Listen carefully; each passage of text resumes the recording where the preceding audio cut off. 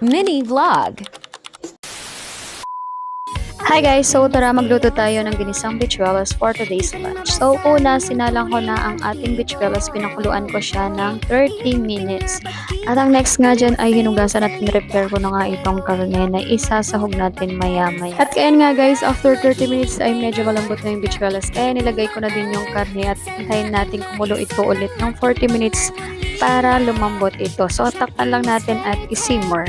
At eto na nga guys, ready na tayong magisa. So nagpainit na ako ng kawali dyan at naglagay lang ako ng konting mantika. So syempre sinunod ko na itong bawang at sibuyas. Inintay ko nga lang na mag golden brown yan at sinunod ko na itong bichuelas.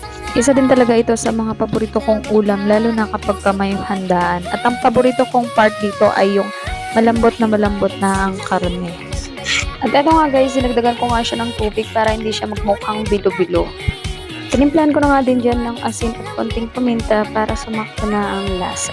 Nilagay ko na nga itong repolyo at hintayin lang din natin ulit na kumulo. Isimmer nga lang din ulit natin ito ng 2 to 3 minutes guys para maluto ng konti ang repolyo. After ng 3 minutes mamaya ay pwede na siyang hanguin. At para naman sa side dish ngayong tanghalian ay gumawa ako ng pipino at nilagyan ko nga lang din yan ng sibuyas ko. Okay na nga ito guys, kaya tara kainan na. So dito na nga nagtatapos ang ating mini vlog for today. Thank you and bye!